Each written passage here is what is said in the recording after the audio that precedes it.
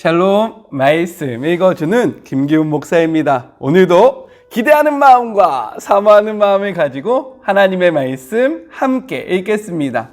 시편 31편 1절부터 24절까지의 말씀입니다. 하나님, 내가 주께 도망칩니다. 죽을 힘 다해 주께로 달아납니다. 나를 못 본 채 하지 마소서. 이번만은 내 말을 진지하게 들어주소서. 내 눈높이로 내려오셔서 들어주소서. 부디 지체하지 마소서. 주님의 견고한 동굴은 나의 은신처, 주님의 높다란 절벽 요새는 나의 피난처입니다. 주님은 내가 숨어드는 동굴, 내가 기어오르는 절벽, 나의 든든한 인도자, 나의 진정한 길 안내자가 되어주소서. 숨겨진 덫에서 나를 빼내소서. 주께로 숨어들고 싶습니다. 내 목숨을 주님 손에 맡겼습니다. 주께서는 나를 떨어뜨리시지도 버리시지도 않으시겠지요. 내가 이 어리석은 종교 노림을 미워하고 하나님, 오직 주님만 신뢰합니다. 내가 주님 사랑의 울타리 안에서 껑충껑충 뛰며 노래하니 주께서 내 아픔 보시고 나를 괴롭히던 자들을 무장해제시키셨습니다. 주님은 저들의 소나기에서 나를 두지 않으시고 나에게 숨 돌릴 여유를 주셨습니다. 하나님, 나를 친절히 대해 주소서. 내가 다시 깊고 깊은 공경에 빠졌습니다. 하염없이 눈물이 나고 마음은 텅 비었습니다. 내 목숨은 신음으로 새어가고 내 세월은 한숨으로 다해갑니다. 근심으로 녹초가 되었고 뼈는 가루로 변했습니다. 원수들을 나를 괴물 보듯 하고 이웃들에게는 조롱거리가 되었습니다. 친구들도 내 몰골에 놀라 보고도 못 본 척 멀찍이 돌아갑니다. 저들은 나를 기억에서 지우고 싶어 합니다. 무덤 속 시체 마냥 나를 잊고 쓰레기통 안 깨진 접시 마냥 나를 버리려 합니다. 길에서 수군대는 소리를 듣고 있으면 정신이 나가 칼이라도 휘둘릴 것 같습니다. 저들은 물을 꼭꼭 닫아 걸어놓고는 나를 영원히 파멸시킬 음모를 꾸밉니다. 절박한 심정으로 주께 의지합니다. 주님은 나의 하나님이십니다. 내 모든 순간순간을 주님 손에 맡기니 나를 죽이려는 자들에게서 나를 지켜주소서. 주님의 종의 마음을 미소로 녹여주시고 나를 아끼시니 구원해 주소서. 주께 여러 번 기별을 드렸으니 찾아오셔서 나를 안심시켜 주소서. 악인들이나 난처하게 허탕치게 하셔서 저들이 머리를 설레설레 저으며 지옥으로 떠 내려가게 하소서. 주님을 따르는 나를 조롱과 야유로 놀려대는 시끄러우는 거짓말쟁이들을 저들의 입을 틀어 막아 주소서. 주님을 섬기는 이들을 위해 주께서 준비하신 어마어마한 복덤이 고약한 세상을 피해 주께로 도망치는 이들을 기다리고 있군요. 주께서는 그들을 안전하게 감추시고 적재자들의 손길이 미치지 못하게 하십니다. 조롱하는 저 번드르르한 얼굴들을 퇴짜 놓으시고 지독한 헌담을 잠잠케 하십니다. 하나님을 찬양하여라.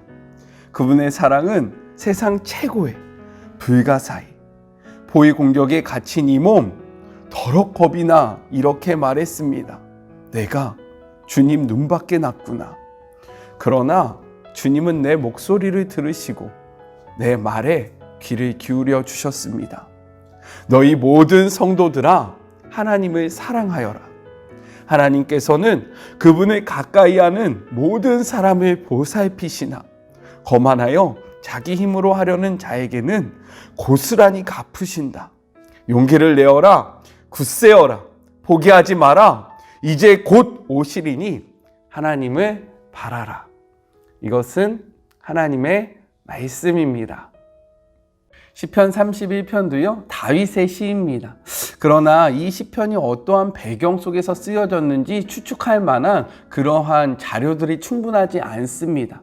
하지만 이는요, 개인적인 탄식의 성격을 가지고 있고, 또한 감사와 신뢰뿐 아니라 공동체를 향해서 하나님을 찬양하고 신뢰하도록 초청하기 때문에 공동체성이 가미된 시편으로 우리가 이해하면서 이 시편을 읽으면 좋을 것 같습니다. 시편 31편은요, 내용상 총 6부분, 많죠? 6부분으로 나눠서 생각해 볼 수 있어요. 첫 번째는 1절부터 5절 구원을 요청하는 기도입니다. 시편 31편은요, 간절한 구원 요청으로 시작하고 있어요. 우리 1절의 말씀을 같이 볼까요? 여호와여, 내가 주께 피하오니 나를 영원히 부끄럽게 하지 마시고 주의 공의로 나를 건지소서. 다윗이 하나님을 향해서 구원을 요청하고 있는데요, 그 근거가 무엇이냐면 바로 하나님의 공의, 이것이 그 구원을 요청할 수 있는 근거가 된다는 것입니다. 그렇다면 공의는 무엇일까요? 공의는 하나님의 성품을 대표하는 것인데, 이는 하나님과의 언약 관계의 근거에서 하나님의 백성을 보호하시고 구원하시는 그분의 충실하심과 그리고 그분의 성실하심을 나타내는 것이 바로 공의라는 거예요. 무엇이라고요? 다시 한번 볼까요? 하나님과의 언약 관계의 근거에서 하나님의 백성을 보호하시고 구원하시는 그분의 충실하심과 그리고 그분의 성실하심을 나타내고 있는 것이 바로 공의입니다. 그렇기 때문에요, 다윗은 이렇게 이야기하는 거예요. 하나님은 자신의 견고한 바위이다. 그리고 구원하는 산성이 되어주신다. 그래서 대적자들이 나를 넘어뜨리기 위해서 비밀이 짠 그물에서 나를 구원할 수 있는 그러한 하나님이 바로 나의 하나님이다 라고 선포할 수 있는 거죠. 이렇듯 우리의 하나님은요, 공의의 하나님입니다.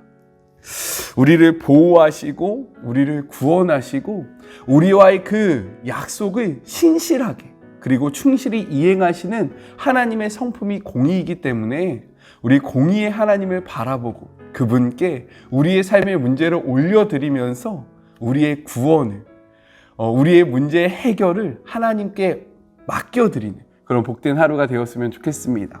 두 번째는요, 6절부터 8절로 주의 인자하심을 깊이 신뢰함을 선포하는 내용을 담고 있어요. 우리 6절의 말씀을 같이 한번 읽어볼까요? 내가 허탄한 거짓을 숭배하는 자들을 미워하고 하나님을 의지하나이다 라고 이야기합니다. 이는요, 여호와를 의지하는 것이 바로 허탄한 거짓 숭배자들을 미워하는 것이라는 의미를 담고 있는 거예요. 하나님을 의지한다는 것은 거짓 숭배자들, 우상 숭배자들, 우상의 것들을 미워하는 것이다 라고 이야기하는 거죠.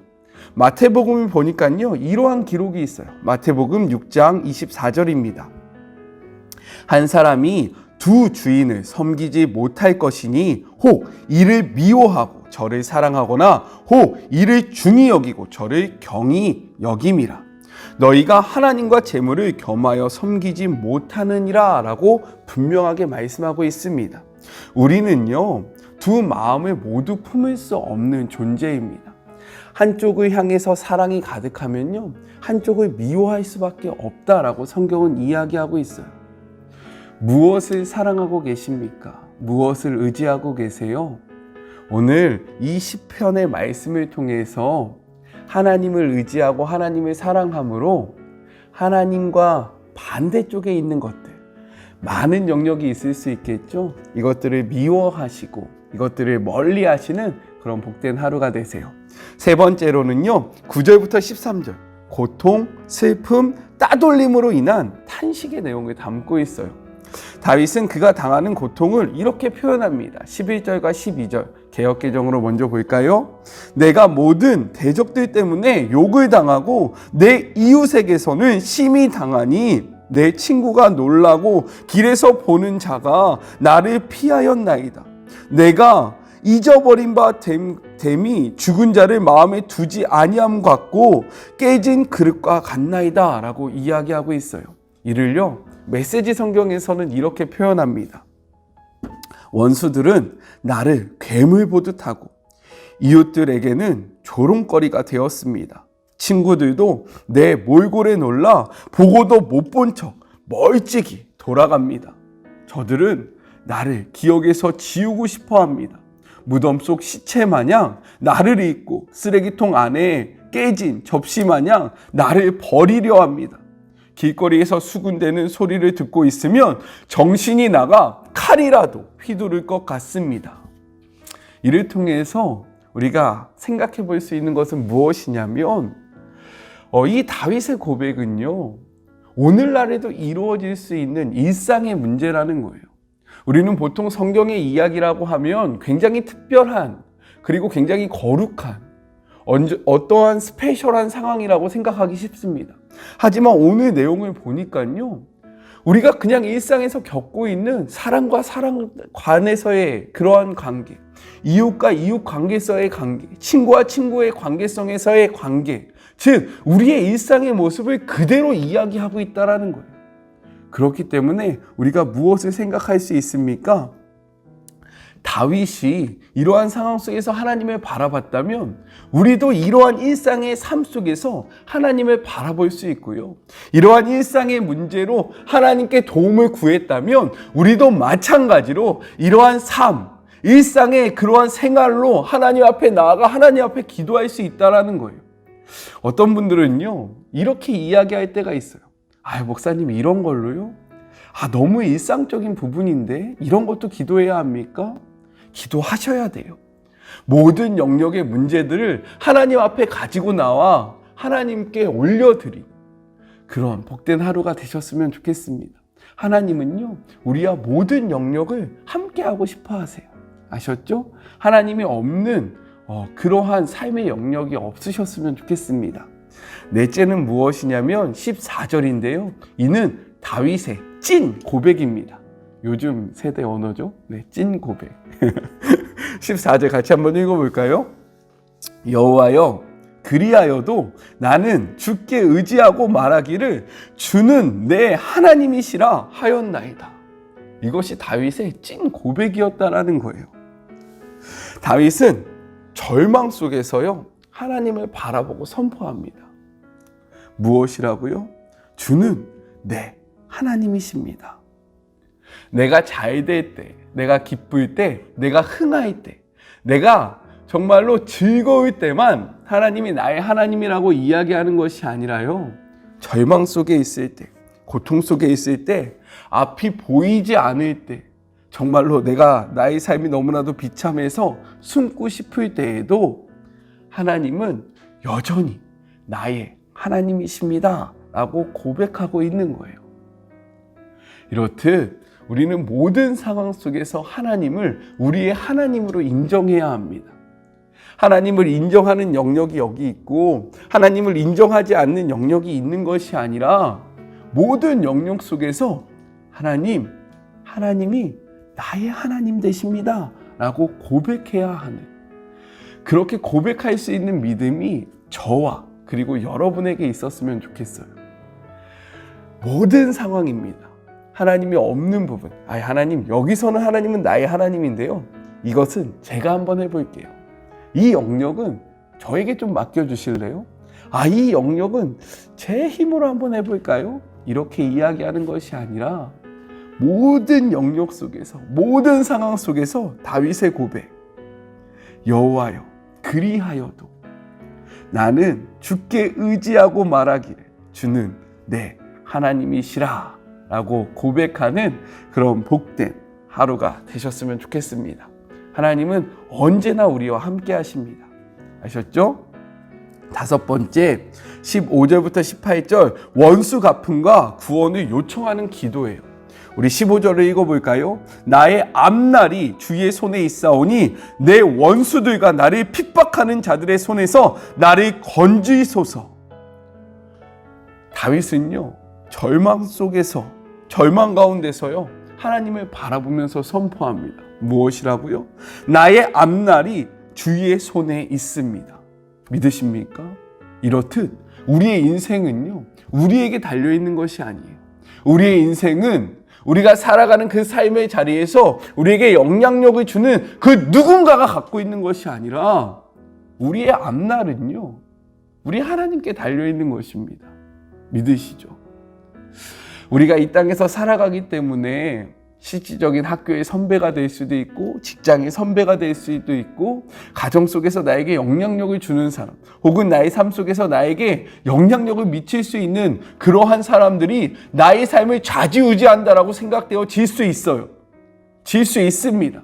하지만 그러할 때 우리는 그들을 바라보는 것이 아니라요, 그들보다 높으신 이 땅의 주인 되시고 열방의 통치자 되시는 하나님을 바라보면서 고백해야 된다라는 거예요.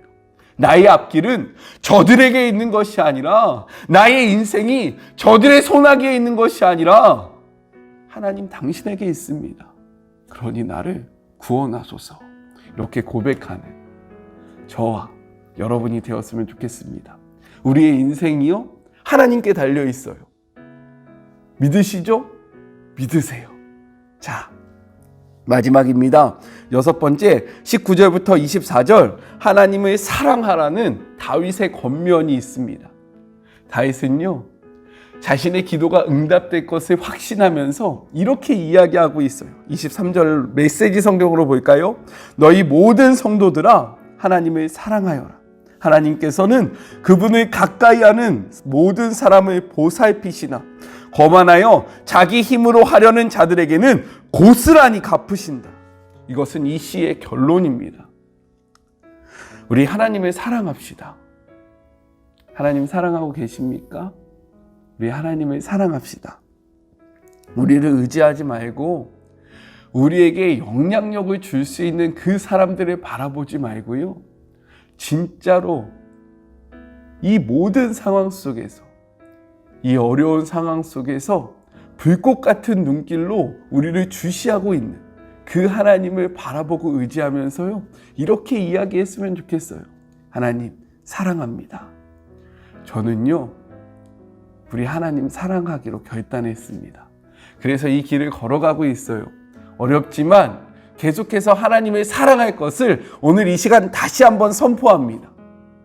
여러분도요, 저와 같이, 다윗과 같이 하나님을 사랑하기에, 하나님을 사랑하기로 결단하시고 선포하시는 그런 복된 하루가 되셨으면 좋겠습니다. 무엇이라고요? 하나님을 사랑하여라. 오늘 우리 마음껏 하나님을 사랑하는 그런 복된 하루가 됩시다. 우리 같이 기도할까요? 하나님 아버지, 감사합니다. 모든 상황 속에서 하나님의 하나님 되심을 인정하기를 소망합니다. 성경은 우리와 먼 이야기가 아니라 우리와 가까이에 있는 일상의 이야기라는 것을 오늘 말씀을 통해서 생각해 보았습니다. 우리의 일상 속에서 하나님을 바라보는 연습을 하게 하여 주시고, 우리에게 직접적인 영향력을 줄 것 같은 이들을 두려워하기보다는 진정한 이 땅의 주인 되시고 우리의 삶을 다스리시는 하나님을 의지하는 연습을 하게 하여 주시며, 하나님, 무엇보다도 하나님을 사랑하는 것을 선택하는 저와 그리고 이 영상을 보는 모든 자녀들이 되게 하여 주시옵소서. 하나님을 사랑하기를 원합니다. 하나님께서 먼저 우리를 사랑하여 주셨음에 감사하며 그 사랑에 보답하며 모든 상황 속에서 주님을 사랑하기로 결단하는 그런 복된 하루가 되게 하여 주시옵소서. 지금도 불꽃 같은 눈길로 우리를 보호하고 계시고 우리를 바라보고 계시며 지금 이 옆자리에 함께하고 계시는 임마누엘 되시는 예수님의 이름으로 기도드립니다. 아멘. 하나님을 사랑하는 복된 하루가 되셨으면 좋겠습니다. 저는요, 또 내일 만나도록 할게요. 사랑하고 주님의 이름으로 축복합니다. 우리 내일 만나요. 안녕. 오늘도 힘내세요.